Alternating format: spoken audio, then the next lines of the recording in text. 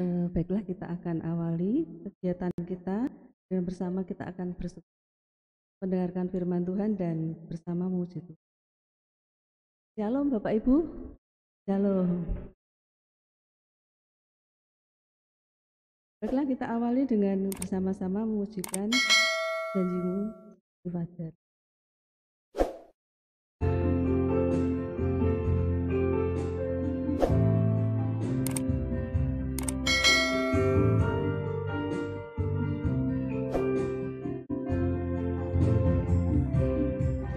Ketika ku hadapi kehidupan ini,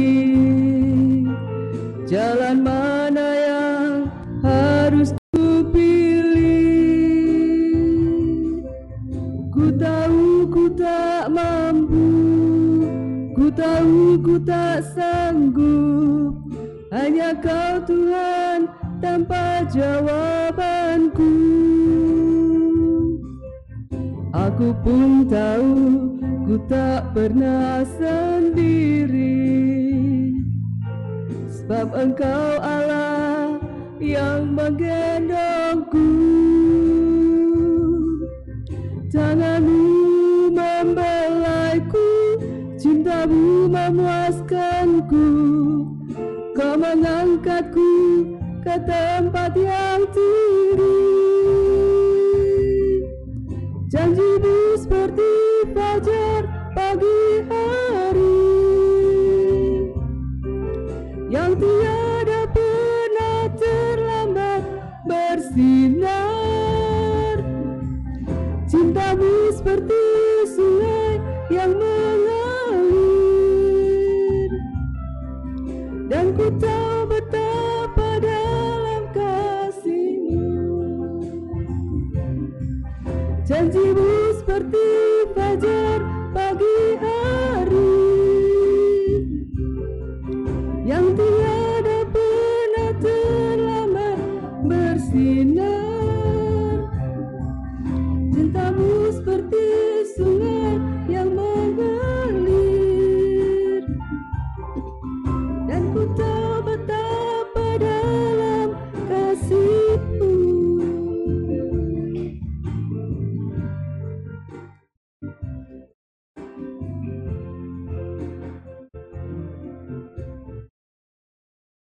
Bersama-sama kita akan berdoa. Puji dan syukur kami naikkan kepadamu ya Tuhan, untuk setiap berkat, anugerah, terlebih penyertaan-Mu di dalam kehidupan kami, hari lepas hari hingga sampai saat ini. Baik kami pribadi secara pribadi, baik di dalam keluarga kami, juga keluarga besar Panti Welasa Dr. Cipto ini. Kami mengucap syukur Tuhan untuk segala kasih-Mu ini, hingga kami masih dapat menikmati hari ini dengan berkat-Mu yang melimpah. Terima kasih Tuhan untuk penyertaan perjalanan kami dari tempat kami masing-masing sampai tempat ini dengan selamat. Bapa, kami menyediakan waktu pagi ini Tuhan, bersama-sama memuji Engkau, dan bersama-sama kami akan mendengarkan sebagian dari firman-Mu. Biarlah firman-Mu ini Tuhan jadi pelita dan terang di dalam kehidupan kami. Baik kami yang menyampaikan firman-Mu maupun kami yang mendengarkan, biarlah semuanya kami mendapatkan berkat. Terima kasih Tuhan, Kau berkati hamba-Mu yang akan menyampaikan firman-Mu ini Tuhan. Biarlah Engkau sendiri akan berbicara kepada kami, dan kami memperoleh berkat melalui firman-Mu. Kuasai hati kami, kuasai lidah kami, kuasai pemikiran kami, kuasai ruangan ini dengan kuasa darah-Mu. Biarlah Engkau sendiri akan beracara dari awal hingga akhirnya. Terima kasih Tuhan, hanya dalam satu nama Tuhan kami Yesus Kristus, kami sudah berdoa dan mengucap syukur. Amin. Bersama-sama kita akan membaca satu ayat yang saya ambil dari Matius 7 ayat ke-12. Karena hanya satu ayat, mari kita akan baca bersama-sama. 1, 2, 3. Segala sesuatu yang kamu kehendaki supaya orang perbuat kepadamu, perbuatlah demikian juga kepada mereka. Itulah isi seluruh hukum Taurat dan kitab para nabi. Baiklah, kita sering mendengar firman ini. Saya kira ini cocok dengan tema kita, subtema kita, yaitu menjadi pribadi yang inklusif. Seperti kemarin Pak Eka sudah menjelaskan pribadi yang inklusif seperti apa dalam terjemahan yang umum gitu ya, adalah antara lain begini, saya ambilkan di internet. Pengertian inklusif adalah memposisikan dirinya ke dalam posisi yang sama dengan orang lain atau kelompok lain, sehingga membuat orang tersebut berusaha untuk memahami perspektif orang lain atau kelompok lain dalam menyelesaikan sebuah permasalahan. Bapak Ibu dan Saudara yang dikasihi Tuhan, beberapa hari yang lalu saya melihat di televisi, mungkin Bapak Ibu juga melihat sebuah film lepas begitu, terjadi di sebuah sekolah di negara sana, tidak di Indonesia begitu. Itu ada seorang, katakanlah yang satu bernama Jesse gitu ya, yang satunya bernama Nita begitu ya. Jadi Jesse dan Nita ini sama-sama berada di salah satu sekolah begitu. Keadaan mereka sangat berbalik ya. Kalau si Jesse ini orangnya supel, kemudian dia perawakannya bagus, kemudian cantik begitu, banyak temannya, tetapi secara akademis dia kurang begitu baik. Tetapi untuk si Nita ini dia biasa-biasa saja, dia kurang begitu supel, tapi secara akademis dia baik. Nah begitu, pada suatu saat si Jesse ini tidak senang karena mungkin iri kepada temannya ini karena dia begitu pandai begitu dalam akademisnya. Jadi dia selalu membuat si Nita ini disalahkan begitu ya dalam segala keadaan ini. Misalnya selalu disalahkan, dipermalukan begitu. Jadi tetapi si Nita ini punya sifat yang baik. Dia tetap mendoakan, temannya ini, tapi tiap hari dilakukan ada sesuatu kesalahan terus begitu ya, dibuat salah begitu. Pada suatu saat, si Nita ini karena mungkin sudah saking jengkelnya begitu, dia berdoa begini, Tuhan, aku ingin si teman saya Jesse ini, dia bisa merasakan apa yang dia lakukan terhadap diri saya. Nah, benar Bapak Ibu. Pada suatu saat, pada saat bangun pagi, keduanya begitu membuka mata begitu, tiba-tiba keadaan berubah Bapak Ibu. Apa yang berubah? Tiba-tiba si Jesse ini memang badannya Jesse, tetapi rohnya, kepribadiannya itu Nita. Jadi Nita itu rohnya masuk ke Jesse ini masuk ke Nita. Jadi bertukar peran begitu. Untuk tubuhnya ini tetap namanya Jesse seperti itu, Nita seperti itu, tapi kepribadiannya itu tertukar gitu ya. Nah, jadi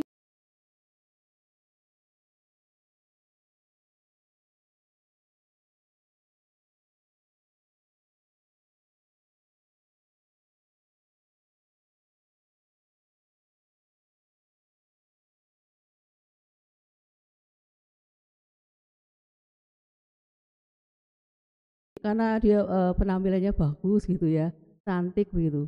Tapi yang Jesse yang masuk ke Nita ini jadi waduh, seperti ini ya. Nah, singkat cerita dalam perjalanan cerita ini, akhirnya pada awalnya mereka terus bertengkar ya, loh itu kan badan saya ini loh, jadi seperti itu.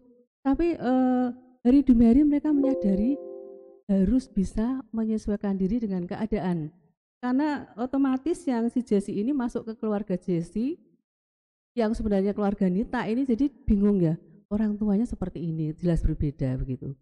Nah, hari demi hari mereka akhirnya rujuk begitu, akhirnya mereka baikan begitu. Mereka akhirnya komunikasi, menceritakan sebenarnya keluarga saya seperti ini, keluarga ini juga seperti itu. Akhirnya mereka bisa memahami Bapak Ibu, bisa memahami bahwa oh sebenarnya seperti itu ya. Kalau saya melakukan ini, saya bisa merasakan seperti apa kalau saya menyakiti orang lain, kalau saya mempermalukan orang lain seperti apa.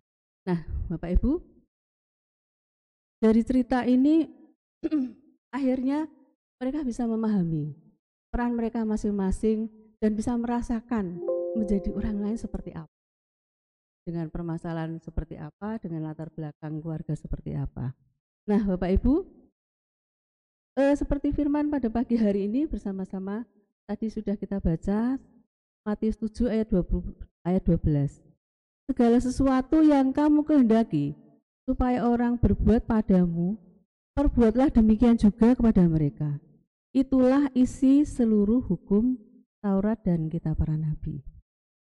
Nah, Bapak Ibu, kita tentu saja mempunyai latar belakang berbeda satu dengan yang lain, dan itu dipengaruhi oleh budaya kita, latar belakang kehidupan kita, pendidikan kita, lingkungan kita, dan juga sifat bawaan kita yang berbeda. Kalau seperti cerita tadi, itu hanya sebuah cerita. Tidak harus kita untuk menjadi orang lain. Untuk bisa memahami orang lain itu tidak harus kita menjadi seperti orang lain, tidak begitu. Tetapi kita adalah harus bisa memahami keadaan orang lain, bisa menerima, ini intinya ya. Kita bisa menerima orang lain dengan berbagai latar belakang yang berbeda-beda. Baik tadi budaya, pendidikan, lingkungan atau sifat bawaan. Nah, Bapak Ibu, apakah bisa kita melakukan semuanya itu? Sangat bisa. Seperti cerita tadi. Intinya yaitu yang pertama kita mau membuka diri. Kita mau membuka diri dan mohon pimpinan Roh Kudus supaya memimpin kehidupan kita. Kita bisa memahami orang lain dengan berbagai karakter dan latar belakangnya. Yang kedua, kita mau dibentuk. Kita mau dibentuk seturut kehendaknya. Nah, ini yang sulit Bapak Ibu. Kalau seorang tukang periuk itu membuat gerabah begitu, di Alkitab ada ya, seorang buat gerabah itu kalau itu tidak baik, tentu akan diulang kemudian ya, akan diulang atau diperbaikinya sehingga menjadi baik. Apakah kita mau untuk membuka diri dan kita juga mau untuk dibentuk seturut kehendaknya? Nah, Bapak Ibu, kalau semuanya itu kalau kita sudah membuka diri, kita mau dibentuk oleh Tuhan, tidak ada yang mustahil bagi Tuhan untuk kita bisa memahami orang lain, kita bisa menerima orang lain, sehingga untuk kebaikan bersama, dan biarlah nama Tuhan semakin dipermuliakan. Menjadi pribadi yang inklusif tidak harus menjadi orang lain seperti saya katakan tadi, tetapi berusaha memahami sudut pandang setiap orang dengan benar, menghargai keanekaragaman yang ada pada setiap kita, sehingga kita bisa menerima orang lain apa adanya. Demikian firman Tuhan, biarlah menjadi berkat bagi kita. Tuhan memberkati kita. Amin. Mari kita akan doa syafaat.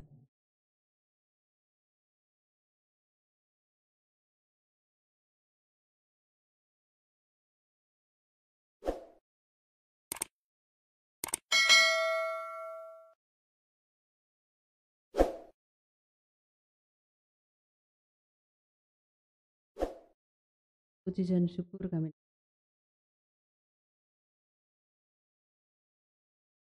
yang pendek dalam firman. Karena Engkau terlebih dahulu sudah memahami kami, Engkau terlebih dahulu sudah biarlah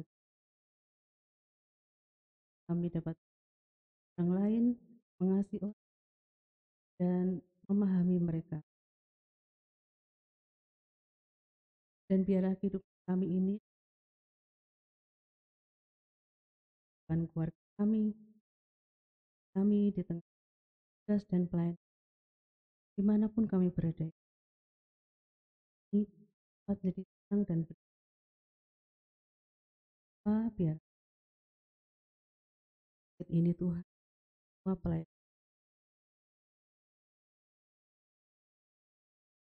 adalah semua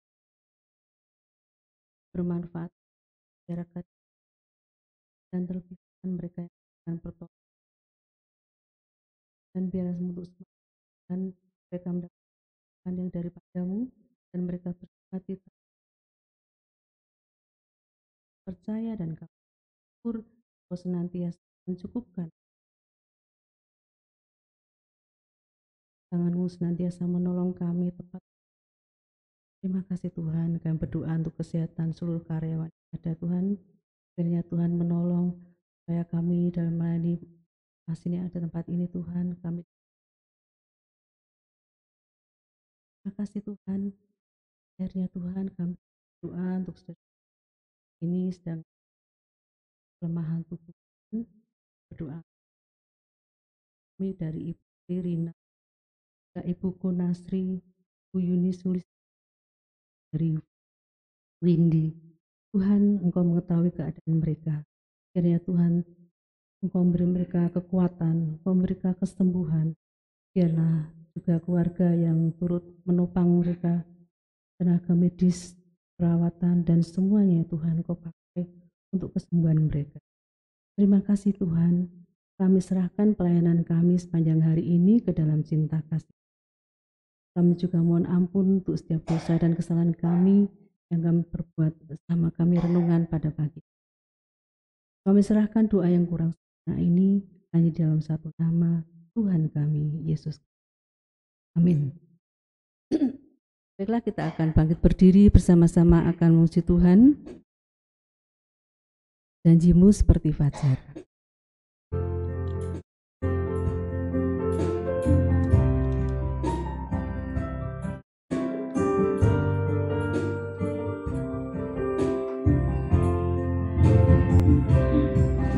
Ketika ku hadapi kehidupan ini, jalan mana yang harus ku pilih? Ku tahu ku tak mampu, ku tahu ku tak sanggup. Hanya Kau Tuhan tempat jawabanku. Aku pun tahu ku tak pernah sendiri, sebab Engkau Allah yang menggendongku. Tanganmu membelaiku, cintamu memuaskanku. Kau mengangkatku ke tempat yang tinggi. Janjimu seperti fajar pagi hari yang tiada pernah terlambat bersinar. Cintamu seperti sungai yang mengalir, dan ku tahu betapa kasih-Mu. Terima kasih, Tuhan berkati.